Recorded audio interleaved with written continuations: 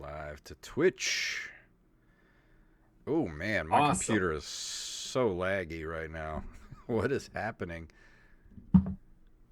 I actually noticed that when you got on. Really? You were you were a little 2D there for a second. Huh. Weird. I don't Little know. side scroller. Maybe it'll clear up. We'll see. It's usually me. Glad it's not. Everything was working fine a little while ago. I don't know what's happening. All right. Well, we're streaming. Hopefully it'll clear itself up. And here we go. In 3, 2, 1.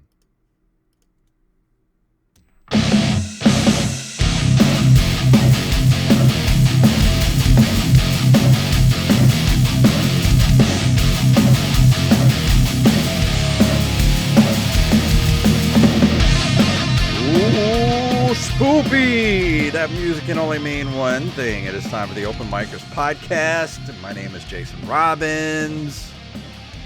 I put the poopy in spoopy. I'm Jacob Craig. Yes, I already said that line before we started recording. It's such What's a good up, Bubba? line. How you doing, man? I'm good. You know, maybe I need to turn these bats off that we got going on. Maybe that's why. The bats are probably fucking you.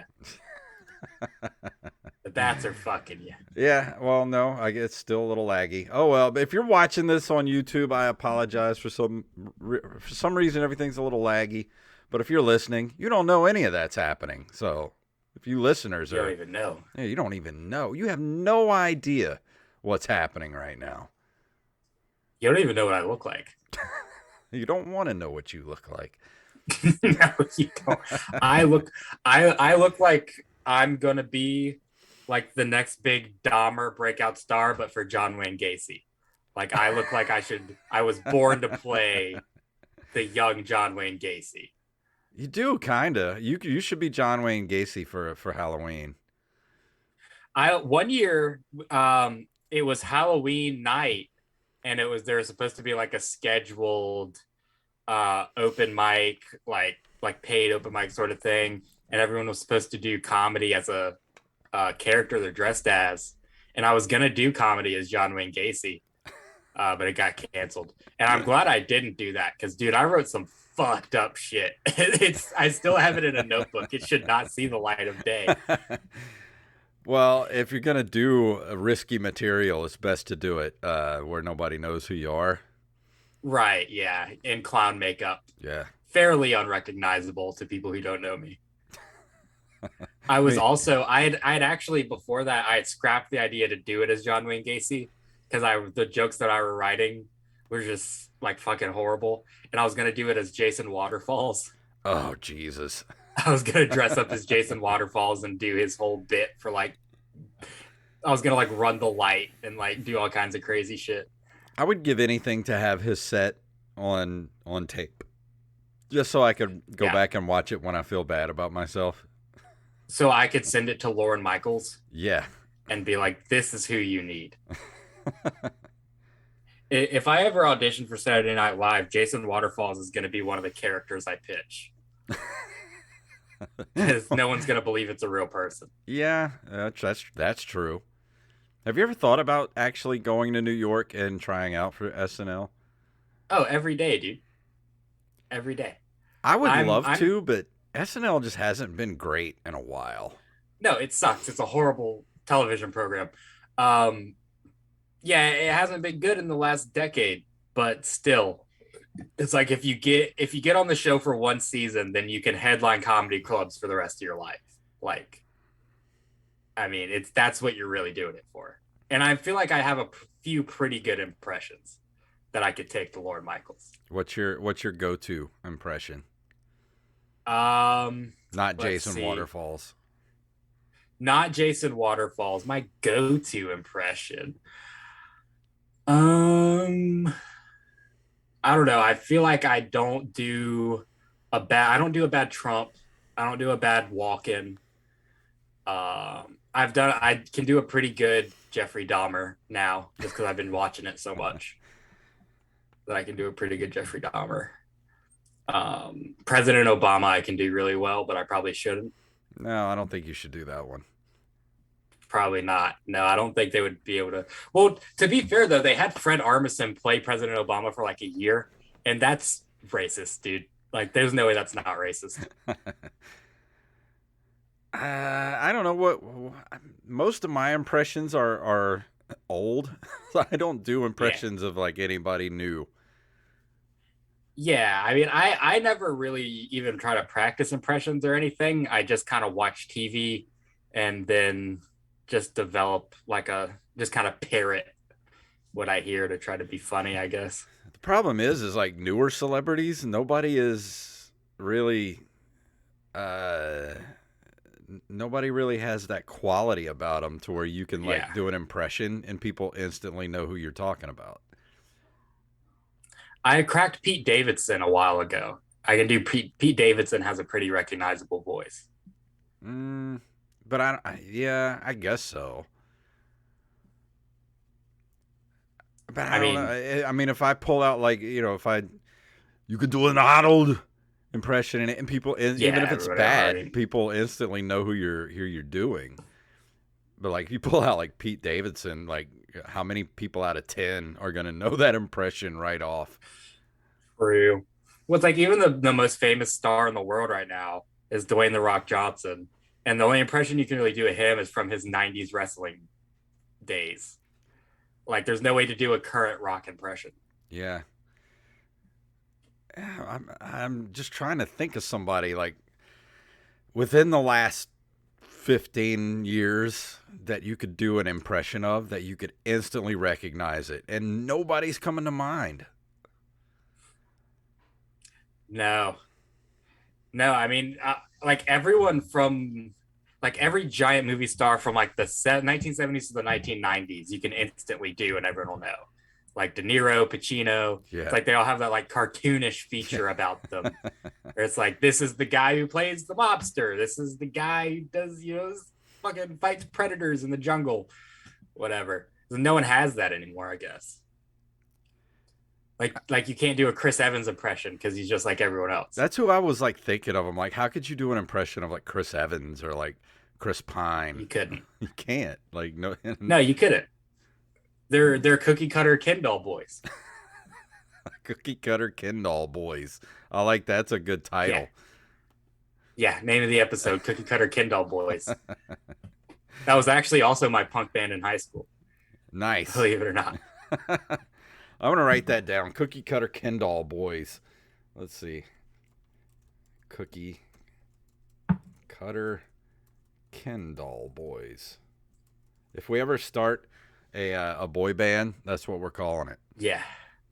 Yeah. Or like pitch a sitcom, Cookie Cutter Ken doll boys.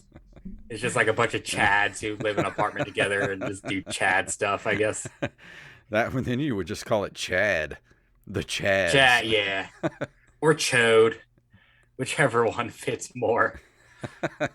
But dude, something kind of crazy happened since the last time me and you just got to talk. Yeah. One of our former guests and best friend of the show kind of went viral. It was crazy. Yeah. Ariel Elias got a high noon. It's not a beer, by the way. The guy couldn't even be man enough to throw a whole fucking beer. He threw a high noon. She got a whole can of high noon thrown at her on stage and like exploded. And luckily it missed her. And then she picked it up and chugged it. And it's been on CNN. She was on Good Morning America. She's going to be on Jimmy Kimmel. Like, it's fucking insane. 2 weeks ago, she was on here. Yeah. we're nobody. We're hit makers, man. I know, right? I mean, if you want to revitalize your career, come on.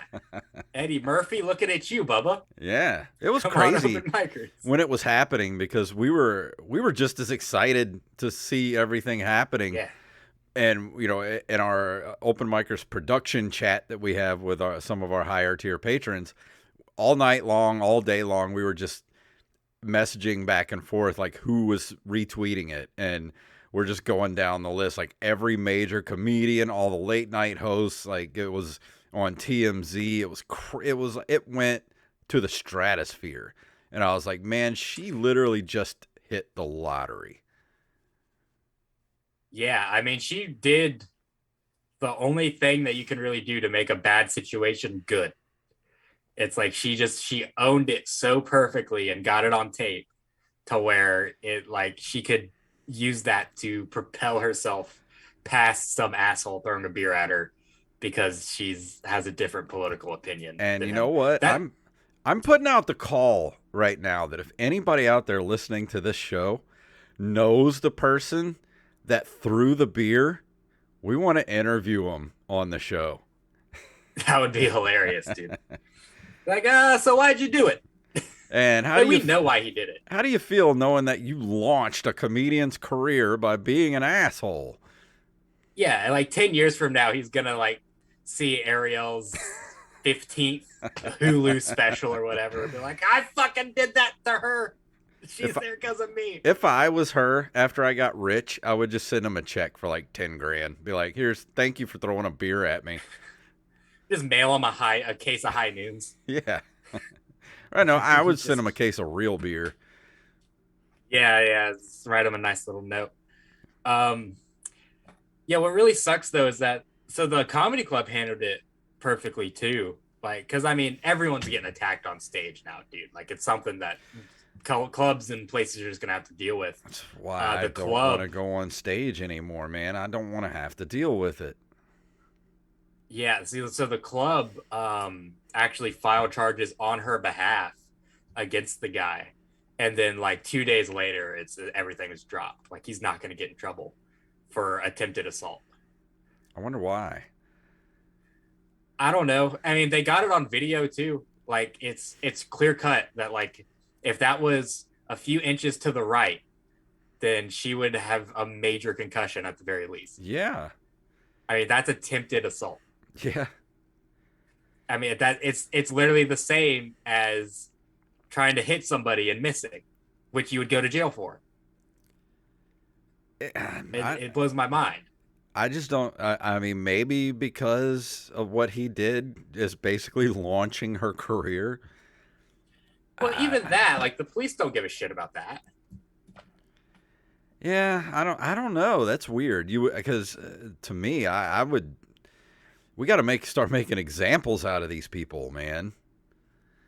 I mean, the only explanation I can find is that it's New York City and they can't be fucked with it.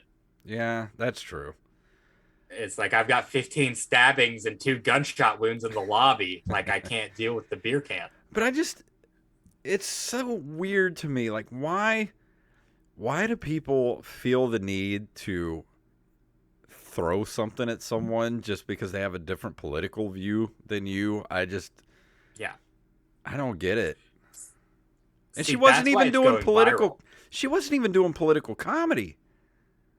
Uh, no, it's like the guy made it political and then she shut it down Yeah. and it fucking made him mad because he lost and he has a tiny micro dick and decided to throw a beer can. Yeah.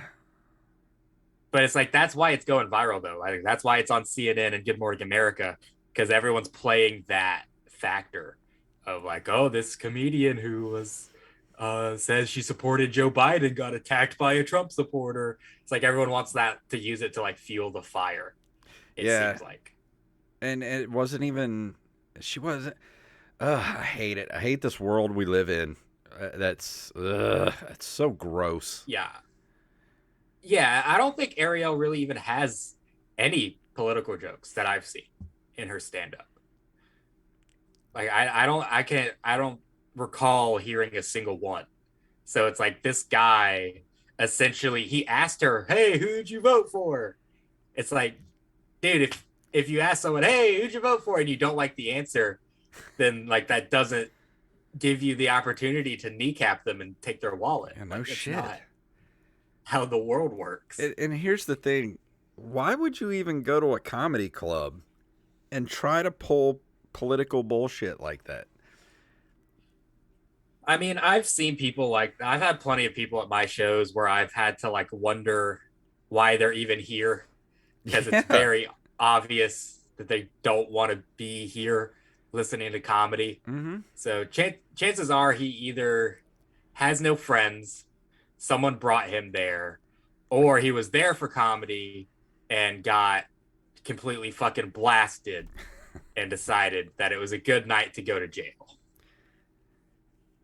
Eh, I don't know. I mean, he obviously had to be brought there by someone, like because Yeah. you don't intentionally go to a comedy club and try to pull shit like that. I mean, I Yeah. guess It's not people like it's a do. restaurant or a bar. Like comedy's in the name. Yeah, And you know that if you know literally anything about comedy, you know that everyone's comedy is not going to appeal to you. Like there is a type of comedian for everybody, and like every comic that goes on that stage, you're not gonna like. So just don't like her, and wait for the next comic to go on stage. Don't try to kill her with a beer can. yeah. And if somebody gets up there and does political comedy, if I go to a club and I'm in the audience and someone has a complete different viewpoint than I do and they're doing comedy, I'm not gonna heckle. I Yeah, mean, right. I just It's don't like understand. Ron White, dude. Ron White's fucking hilarious, and he believes the exact opposite of what I believe about literally everything. But I'm not gonna get to the point where I'm gonna get so pissed off I'm gonna throw a beer can. Like that's Yeah, so cultish. Like, why do you feel dude. the need to throw a beer at, especially like a woman? I mean, it's one thing to throw a beer at like one of us, but like a Yeah, female, like, dude, you're something is you have some fucked up wiring somewhere. I mean that's his cowardice, I think, because like you can't just go because that's such a bad look to go up on stage and try to fight a female comic. He just wanted to throw something and run out. I mean, what did he But I think was gonna saw happen? That's why I want to interview him. nothing apparently, which is what happened. Nothing happened. Yeah, I guess. I mean, he's fine. He's fine, and Ariel's better off for it. So Yeah. So fuck that guy. yeah, fuck that guy. I saw a video that I actually shared on my Facebook a while ago of there's no audio because it's security cam footage, but there's this comedian on stage at like this really nice restaurant in New York, and apparently like the very front table had already been there before they started comedy, but they were told like, hey, there's gonna be comedy here and everything and blah blah blah, and they were being like so rowdy that they had already ruined some comic sets, and the comedian on stage said nothing to them, had nothing to do with them getting kicked out. The restaurant like decided that they needed to leave because they had the like they were ruining the comedy, and the restaurant was like, well, we're paying for the comedy, so we're gonna tell these people to fuck off. Yeah. And in the middle of this comic set, who has nothing to do with this, again, it's a lady on stage as well. This big guy gets up at the table and flips the table that, and it's close enough to the stage where he flips it at her, where he's trying to hit her with the table I and saw this almost hits her with the video. table. I saw Yeah, that and then she video. just comes off the stage and tries to beat the fuck out of him. It's great. She comes off the stage punching him in the face. Jesus. Man, I don't know. I just don't even want to deal with it. I don't want to deal with people like that. And it just seems like they're everywhere now. And it was ever since the Chris Rock Will Smith incident. It's like it's an epidemic. I knew it was going to happen, and here it is. Mm-hmm. We're watching it all the time. Yeah, I mean, even the biggest comics in the world are worried about it. And it's like, and the ones that aren't worried about it, it's happening to. I mean, a guy tried to kill Chappelle while he was on stage. Yeah. He came at him with that gun knife or whatever. Mm-hmm. Got his fucking arm broke. Like Tom Segura opened up like his shows with saying like, if you get out of your seat during my set, I will slap the fucking shit out of you and the bitch you brought. Stay in your seat. Like, I mean, the big guys are like worried about someone, I mean, potentially ruining their tapings, their clips, their livelihoods. I mean, if you get punched in the face on stage and have to cancel your show, and then the venue says, "Oh, well, you didn't even get halfway. I'm not paying you fucking anything. You were on stage for 5 minutes." Yeah. It's like that's your livelihood that they're taking away. I just want to know from these people that do shit like this. Like, I just want to interview one of these people, and I'm like, why? Why are you like this? What Well, is Jason, I wrong know a with you? couple. I know a couple that we could interview, Jason. Can we get them on the show? I don't know. Let me DM them. Let me see. Hey, remember that time we got in a fist fight in the street in Mobile? Would you mind coming on my podcast to talk about why you thought it was a good idea to punch me in the face for jokes? Yeah. Man, I just never thought I would see a time where comedians are being attacked. Like, they're just words, man. They're not. Yeah. I just the world is so weird now. I just don't get it, man. I just don't get it. It's words now with such staunch rules, like unspoken rules behind them as well. Like every comic knows what they can and can't do on stage, and all these comics are getting attacked for things that they can do on stage. So it's like, well, what are the rules now? Can I not talk about anything? Can I not be funny? Do I have to talk like a fucking 1950s nightclub comic? Like what? Yeah, like what can you say? Mean, What can you what not say? And I would think, being a person like me, I do a few political jokes here and there, but I like to craft political jokes where, you know, they're not designed to piss you off. They're just designed to be observational and funny. I try not to be divisive. And Ariel wasn't even doing any political comedy, and it still came up. Like, I'm so fucking sick of politics and politics being in everything. I'm sick of how this angry everyone is about everything. And it just seems like ever since about 2016, it's been that way. I mean, I know it was that way before, but I don't know if it's just social media, which I blame a lot of that on social media. I blame 24-hour news networks just winding people up. And as a species, we're not wired. We've only been around in our modern man stage for 40,000-50,000 years now. We're not wired to 40 years. Sounds right. 40 years. 40 years since 1982. Yeah, 40 years. 40,000 years. Yeah. We're not wired to take in as much information as we're taking now. Think about it like 100 years ago. The average farmer that lived out in the middle of nowhere, how much news does he get in a day? Like, it would take weeks to get the amount of news that we get in like 2 minutes now. And we're supposed to process all this stuff. And I think people's brains are being overloaded with information, and we don't know how to handle it. Yeah, I mean, that's why so many people just don't give a shit about anything anymore. Yeah, I'm getting there. I've been It's like I just inching ever closer to nihilism for the past few years. Yeah. It's like you have to put everything through the filter of, will this affect me personally in any way whatsoever? Yeah. And if the answer is no, then I can't be fucked. Yeah. I just can't be fucked. But I'm not one with of those comedy. Do you find it weird? And I find this really weird and uncomfortable when I see people driving around and they've got like bumper stickers all over like there's this one guy that drives around our neighborhood, and he's got this red and white truck, and it's like completely wrapped with like all these like American flags, and it's got like "We the People" along the side of it, and it's got like a bunch of Trump shit on the back of it, and I'm just like, that's really weird and not normal. Like, why do you worship certain politicians and like patriotism? Like, don't get me wrong, I love America. I like living in America. America's great. But, like, it's just these people are going overboard. Yeah, we've talked about that on the podcast before, where like that just makes you a target to people to key your car because they disagree with you.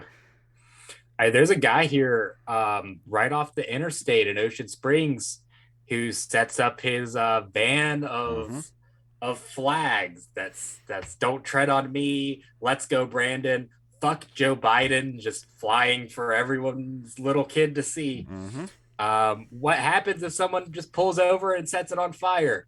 Because he doesn't have a permit to sell any of that shit. Yeah. So you can't claim personal damages. You're not legally able to sell it.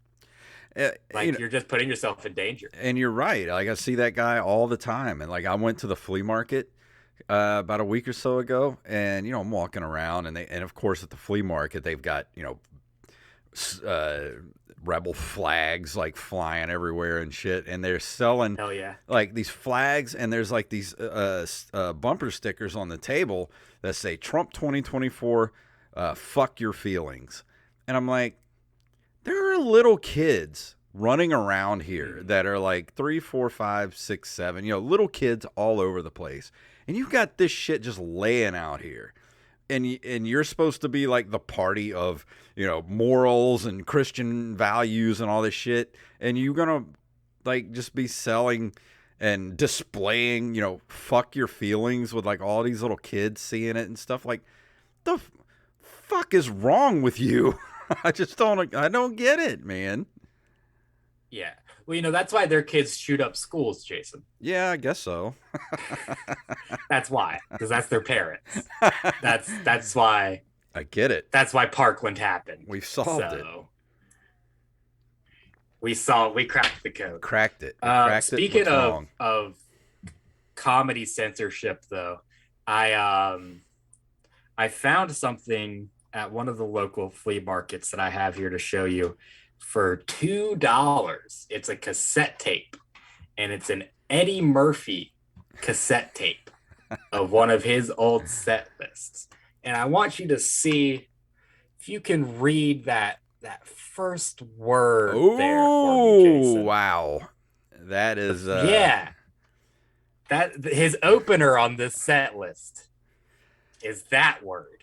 Wow. And it's just it's for sale for $2 in the flea market. And when I checked it out, the lady at the front counter said it and laughed and said, "He's so bad." I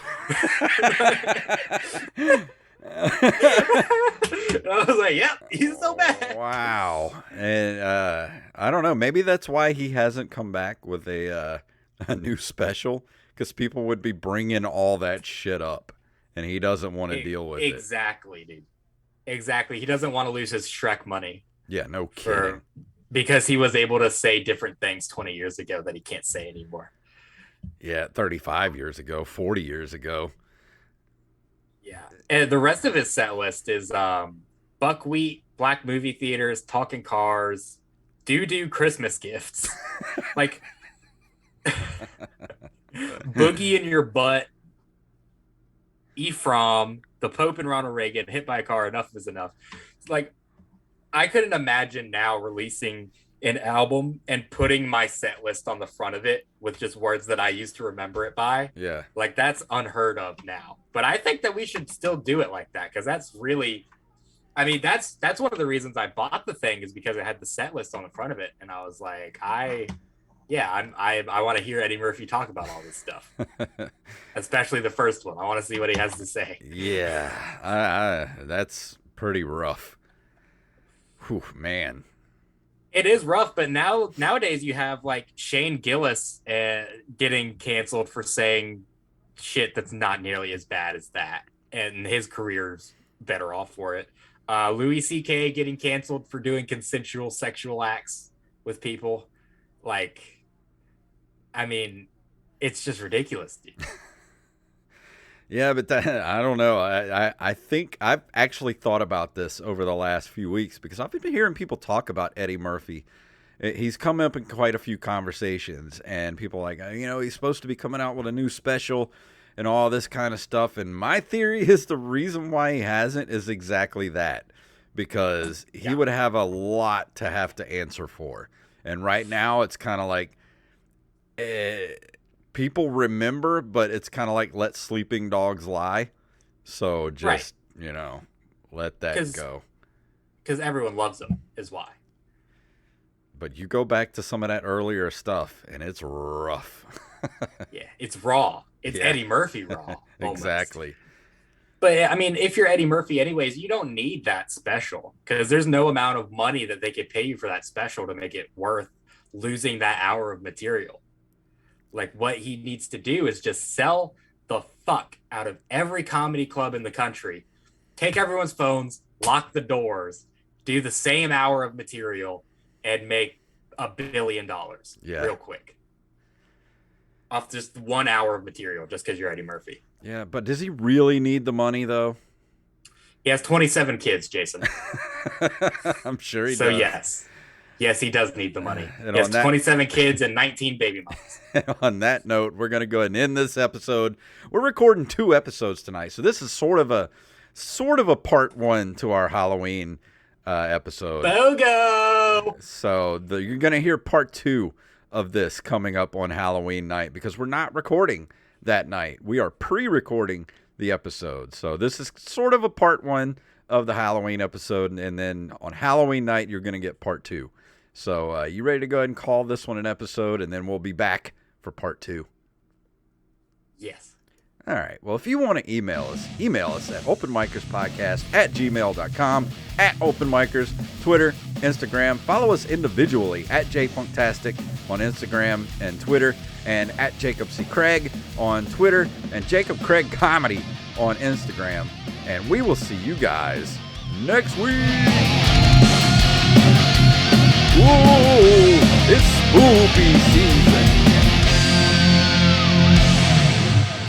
I've had a few do Christmas gifts.